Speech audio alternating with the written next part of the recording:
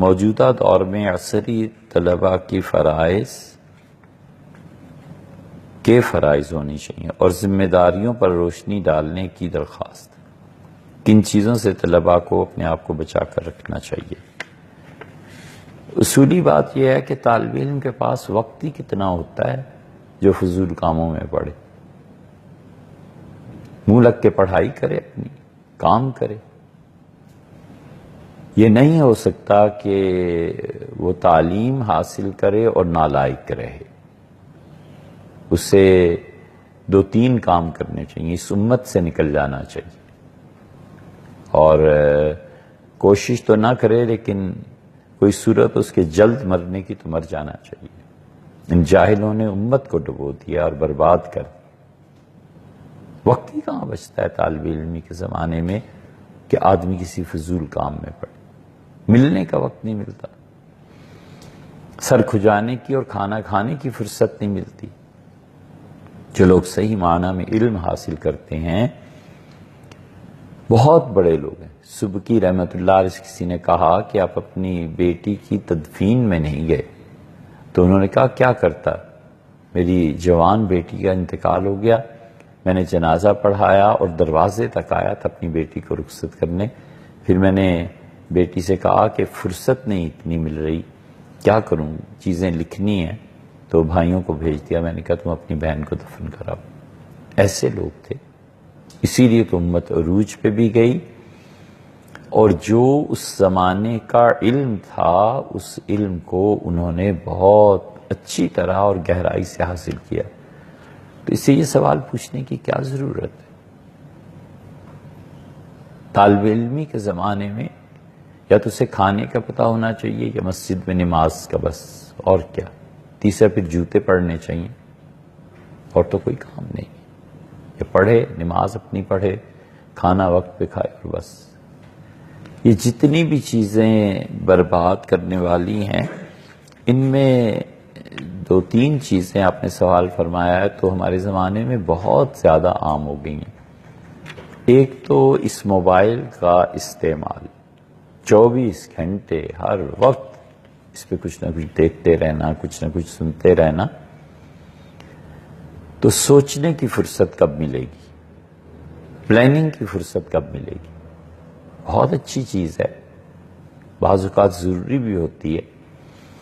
وکیل ہے، اسے ہمیشہ آن رکھنا پڑتا ہے، اس لیے کہ مقدمے لوگوں کی ذمہ داری، بڑے لوگ ہوتے ہیں، ان کے اپنے مسائل ہوتے ہیں، علماء ہیں، مفتی ہیں، انہیں بار بار دیکھنا پڑتا ہے کس نے کیا پوچھا ہے، کیا خبر آئی ہے۔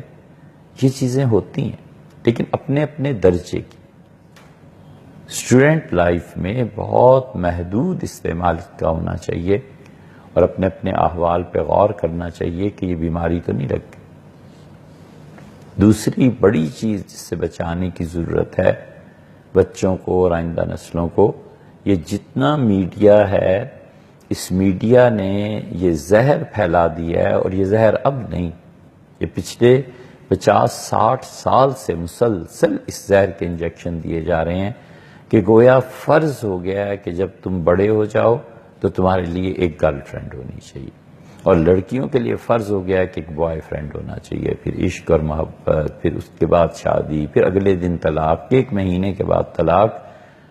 سینکڑوں کیسز اس وقت عدالت اور کچہری میں پڑے ہیں جن بچیوں کو 2-2 3-3 ہفتے کے بعد ایسے طلاقیں ہو گئیں، اور کوئی کسر نہیں چھوڑی طلاق دینے والا۔ یہ سب میڈیا ہے، عشق اور محبت کے افسانے، اور اب تو اللہ تعالیٰ غارت کرے 2-2 3-3 بچوں کی ماؤں کو عشق سوجا ہے، سبحان اللہ۔ یہ حال ہے ہمارے معاشرے کو ڈبونے کا، اور ہمارے معاشرے کو، ہماری نسلوں کو برباد کرنے کا۔ تو اس لیے یہ میسیجز جو ہوتے ہیں اور محبتیں اور یہ چیزیں ہم دیکھتے بھی رہتے ہیں، لوگوں کے احوال ظاہر ہے کہ جو پوچھتے ہیں اور سنتے بھی رہتے ہیں، اور خاموشی سے سوچتے بھی ہیں اس پہ کہ جا کہاں رہے ہیں آخر۔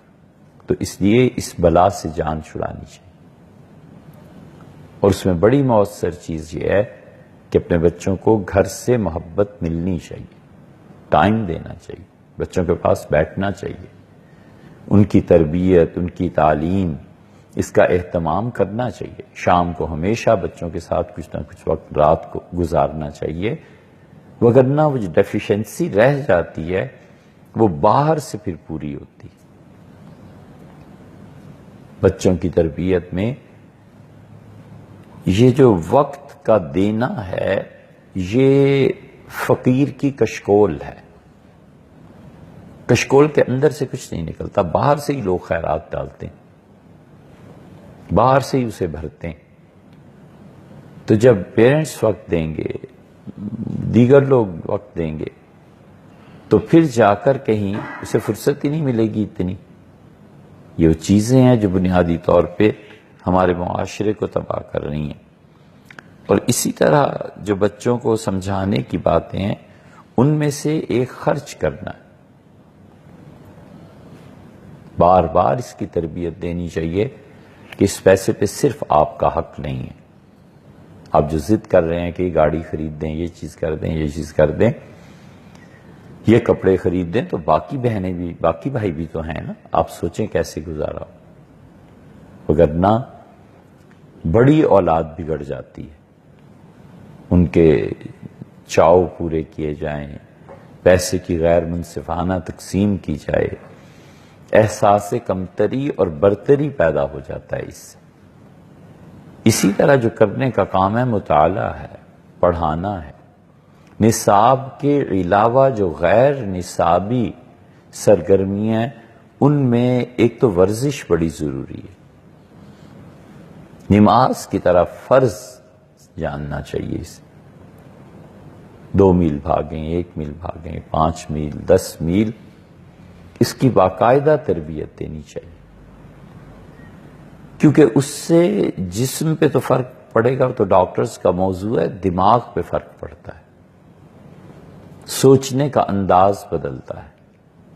ایک مریل، نہ کھانا نہ پینا، کمرے میں گھسے رہنا، اس بچے کی اٹھان اور جو میدان میں جا کر ورزش کرتا ہے اور جو میدان میں جا کر کھیلتا ہے، اس کی اٹھان میں بڑا فرق ہو جاتا ہے۔ جری، بہادر، ایسے لوگ ہوتے ہیں۔ یہ ان بچوں کی تربیت میں شامل ہے کہ اس کو سکھانا چاہیے کہ اپنے نفس پہ کنٹرول کرنا ہے، اپنی خواہشات پہ لگام ڈالنی ہے۔ یہ ایسے حقائق ہیں کہ چونکہ معاشرے میں اس کا ذکر نہیں ہوتا، علم نہیں ہوتا، اور تربیت کرنے والے کی اپنی تربیت ہی نہیں ہوتی، تو بچے کو کیسے سمجھائے گا کہ ایک خواہش ہے، ایک چیز ہے؟ یہ تھوڑا ہی ہے کہ جو خواہش آپ کے دل میں ابھرے اسے پورا کیا جائے۔ سوچنا ہے، سمجھنا ہے۔ مثلاً پیسہ ہے تو نہیں خرچ کرنا، سوچنا ہے کہ اس کے بغیر بھی گزارا ہو رہا ہے، ٹھیک ہے، بس ٹھیک ہے۔ چیز کی کشش ہاتھ کو جیب کی طرف کیوں جانے دے؟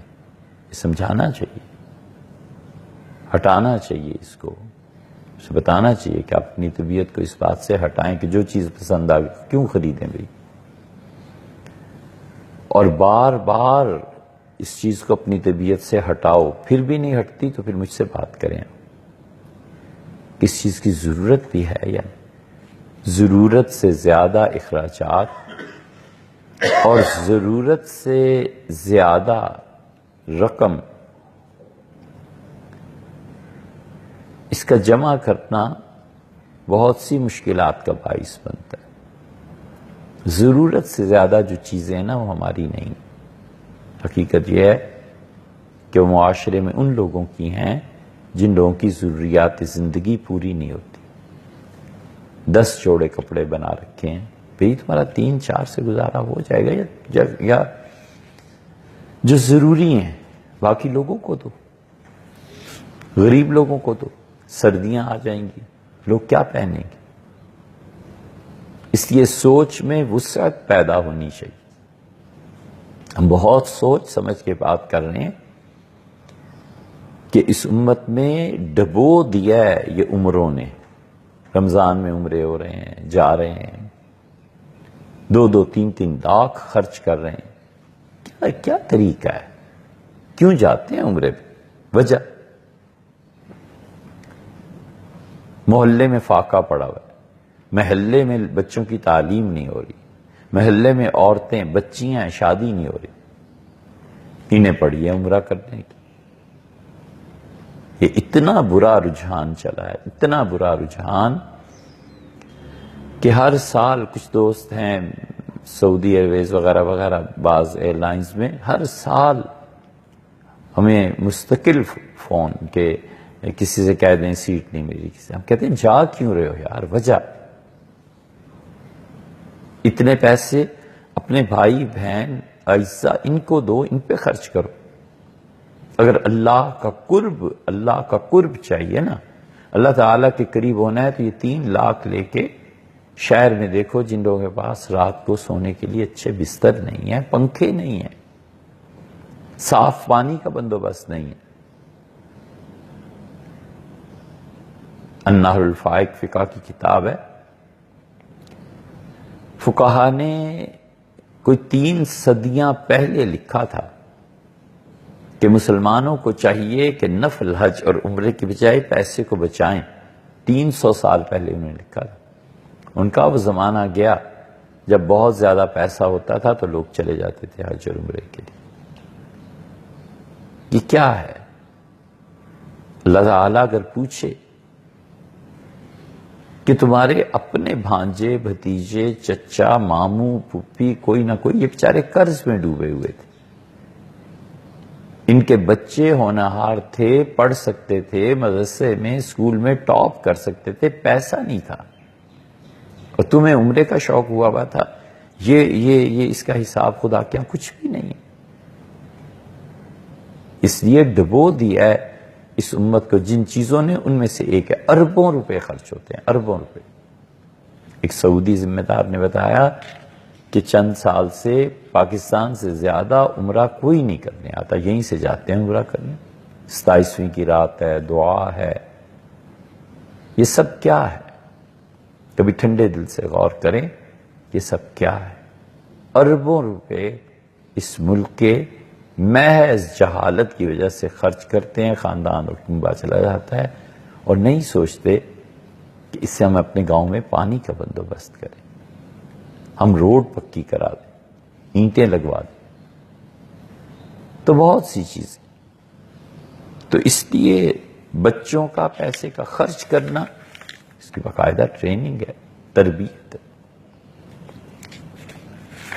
اور ایک کام اگر ان بچوں کی تربیت میں ہو سکے تو صحبت صالح، اللہ کے کسی نیک بندے کی صحبت، خدا کے کسی اچھے بندے کی مجلس میں ہفتے میں 1 آدھ بار، 15 دن میں 1 آدھ بار لے جانا چاہیے، تاکہ بچے جو ماڈلز ڈھونڈتے ہیں ذہنی طور پہ، انہیں پتہ چلے انسان کیسے ہوتے ہیں، انہیں پتہ چلے کہ زندگی کے آداب کیا ہیں. وہ تقدس اور وہ پاکیزگی جو کسی شخصیت میں ہوتی ہے وہ منتقل ہوتی ہے، خیالات منتقل ہوتے ہیں.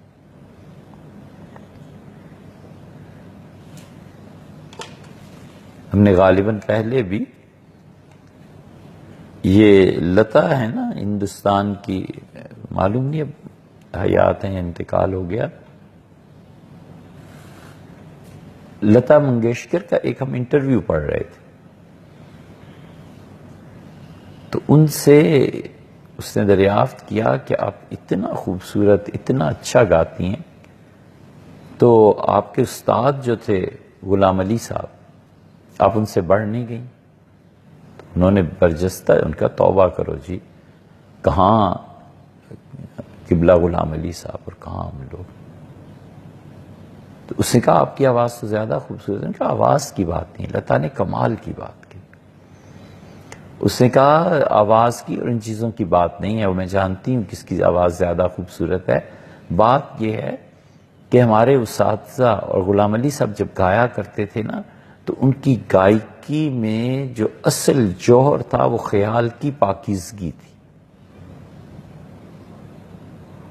یہ اس خاتون کا انٹرویو ہے جو اس پیشے سے تعلق رکھتی ہیں. گندگی خیالات کی پاکیزگی اصل ہے. ہمارے اساتذہ اتنے پاک خیالات کے تھے کہ جب وہ بات کرتے تھے، جب وہ گاتے تھے تو سننے والے پہ اثر ہوتا تھا. یعنی یہ کہنا چاہتی تھی کہ زبان سے نکلی ہوئی بات کان تک محدود نہیں رہتی تھی، وہ دل سے نکلتی تھی، پاک خیالات سے سیدھا جا کے اثر کرتی تھی، دل پہ لگتی تھی. انہوں نے کہا ہم لوگ اب جو ان کے بعد کی نسل ہے، ہم لوگ اپنے خیالات پاکیزہ نہیں رکھ سکتے، ہمارا خیال پاک نہیں رہتا، اس لیے ہم جتنی مرضی زور لگائیں ان تک نہیں پہنچ سکتے. تو یہ سب چیزیں صحبت صالح ہے، اللہ کے اچھے بندوں کی صحبت.